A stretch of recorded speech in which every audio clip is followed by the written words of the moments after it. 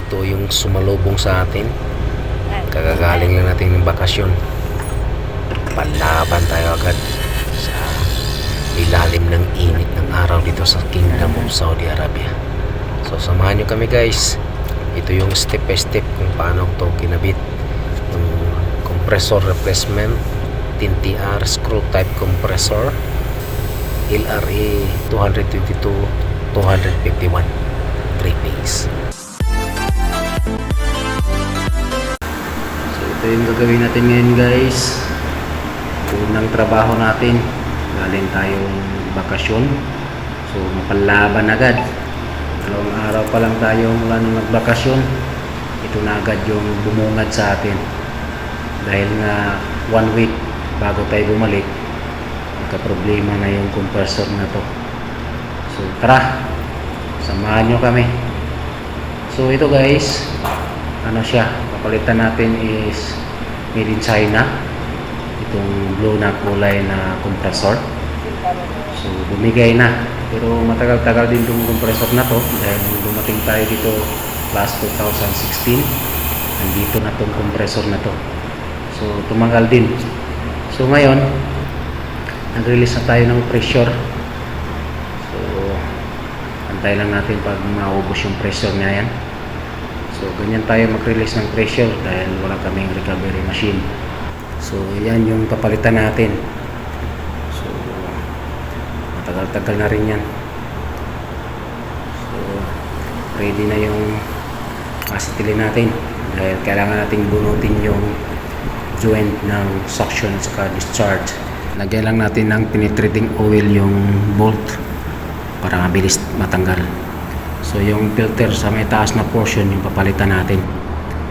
So ngayon wala nang pressure, tanggalin natin yung filter habang nagtatanggal ng bolt yung kasama ko sa loob ng unit. So malangis. Ayan o. Kailangan talaga ng malinis ng maayos itong system. Ang dumi. Sunog kasi yung compressor or grounded. Marumi talaga yung system. So kailangan nating malinis ng maayos yan. So ito yung color code ng power supply. Tanggal ng kasama ko yung fan blade para maka-access tayo sa loob habang maghihinang tayo mamaya-maya. So bunutin natin yung suction at saka discharge. Mabilis lang naman ito dahil dalawa lang yung joint na kailangan nating hihinangin. Dahil yung liquid line filter dryer naka-flare type na siya. So mabilis lang ito. Baka dito lang tayo matatagalan sa pag-flushing ng system dahil ang dumi. So ayan, nahugot na natin. Ayan. Tanggalin muna natin tong lumang compressor. Tsaka tayo mag-flushing, tsaka natin ito i-install dahil ang dumi ng system. Ayan o, ang itim ng pito or yung pin ng discharge line. So ito yung piniprepare ko para pag-flushing ng system mabilis. So meron talaga tayong nakahandang mga pang-flushing. So tanggalin muna natin itong lumang compressor. Ang bigat pa naman ito dahil TNTR ito. So ang bigat.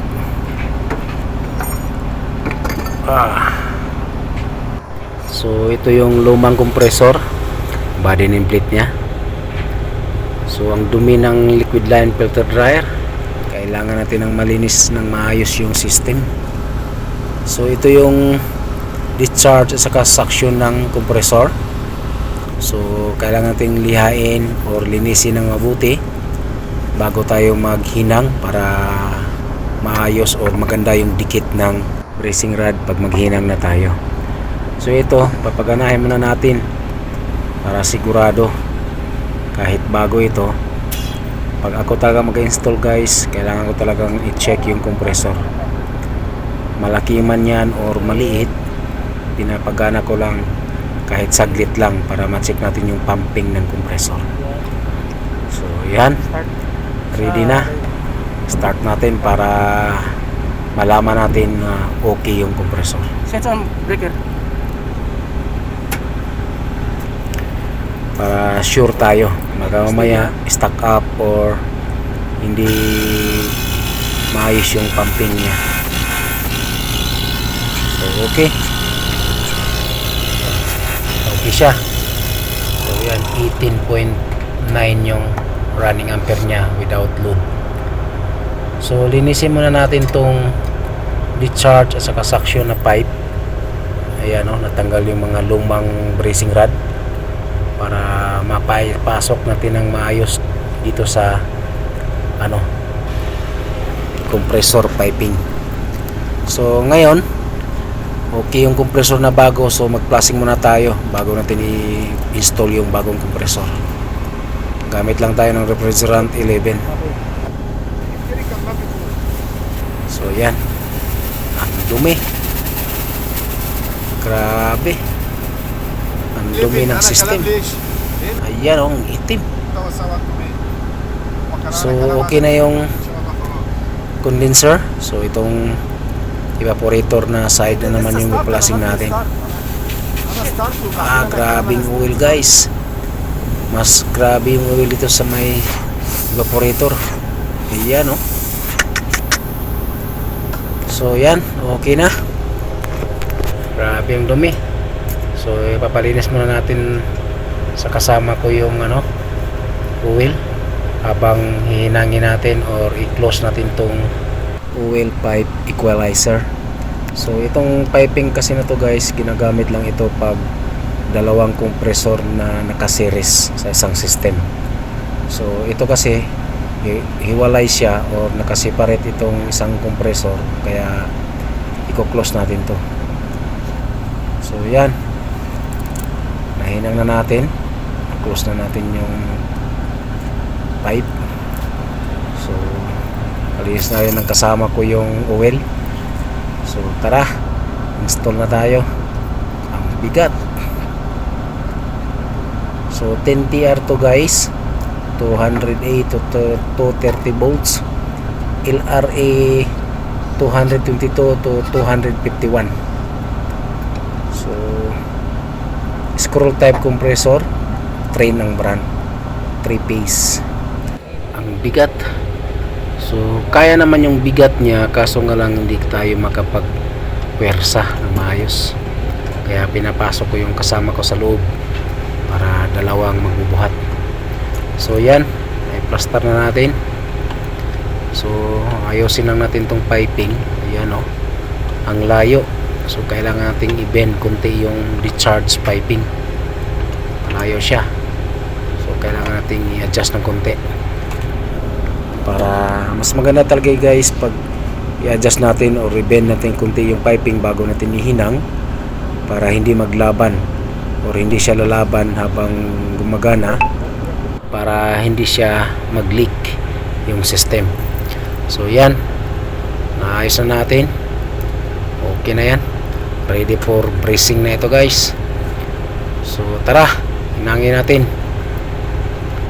So ang rod na ginagamit ko guys pag maghinang ako ng buckle to copper, so ang ginagamit ko lagi or yung pinapabili ko sa company ko is blue rod. Blue rod ang mostly na ginagamit or tinatawag ng mga technician dito sa Saudi.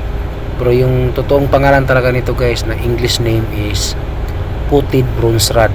So bronze rod siya na may naka-coated na flux. Blue kasi ang kulay, kaya tinatawag nila na blue rod or tinatawag namin dito sa Saudi na blue rod. So yan, at saka diskarte talaga. Tulad niyan, talagang para masigurado mo na 100% yung hinang mo, pumapasok talaga ako sa loob guys, para sigurado na dumidikit yung bracing rod. So yan, nahinang na natin. So habang nandito tayo sa loob ng unit, magkabit lang din tayo ng liquid line filter dryer para isahang labas na. So yan yung hinang natin. Ayan o. So mas maganda talaga pag nandito tayo sa loob, dahil makikita natin ng maayos yung joint na hinihinang natin. So ikabit lang muna natin tong filter dryer habang nandito tayo sa loob. So kinukuha pa ng kasama ko yung filter dryer dun sa tinatambayan namin. So ito yung kakabit natin, DCL 305. So saglit lang naman ito dahil clear nut na ito, hindi na tayo kailangan maghinang. Basta iligtas lang natin ng maayos din dahil kadalasan dito rin nagkaroon ng leak. So ayan. So ito yung hinang natin dito sa labas, diba? Sure na sure yan guys, walang back job yan. So ligtas lang muna tayo para sigurado din, especially dito sa flare nut. So okay, ligtas din natin tong hinihinang natin. Bagay sure tayo dyan, kitang kita natin yan eh. Okay, so prepare natin yung vacuum para vacuum na tayo. Ayan, dalawang vacuum yung ginagamit natin para mabilis. Kahit mga 2 hours lang pwede na yan dahil dalawang vacuum ginagamit natin. So habang nagbabacuum tayo, kabalik natin yung kakabit natin yung power supply ng compressor. So binila din natin yung freon para mabilis papasok sa system pag magkarga na tayo. So install lang natin tong power supply ng compressor. 3 piece lang naman to guys, line 1, line 2, line 3, at saka may kasamang overload. Yan o, ito yung tagging nya. So 45 minutes na lang pwede na tayo magkarga. So guys, karga na tayo. 2 hours na mula nang vacuum tayo. So karga na tayo ng refrigerant R22. Pwede na to, dalawang vacuum yung ginagamit natin eh. So karga na tayo. So magkarga muna tayo ng konti bago natin tanggalin itong isang vacuum dahil walang gauge manifold ito, naka-direct to. Pag mayroon ng pressure yung system, saka natin tatanggalin. Yung technique, pag dalawang vacuum pump na isang gauge manifold lang. So yan yung pressure natin. So okay na yan. Switch on natin yung mga breaker para mapagana na natin. Fuse. So yan, gumagana na. So naka-timer na lang yan, mamaya-maya nagana na rin ito. So takpan lang natin para hindi mag-high pressure habang magkarga tayo. So init na talaga dito sa Saudi guys. Talagang nasubukan yung galing natin, galing nagbakasyon. So yan, gumagana na. So monitor lang natin yung karga, dagdag pa tayo ng konti. Napasubo tayo agad guys, galing bakasyon. So okay lang yan. So yan yung mga pressure natin at saka running ampere. 60 suction pressure, 320 yung charge pressure, at saka 33 yung running ampere. So okay, yan yung CPM natin. Ayan. Okay, okay na guys. Thank you. Palaban tayo sa init.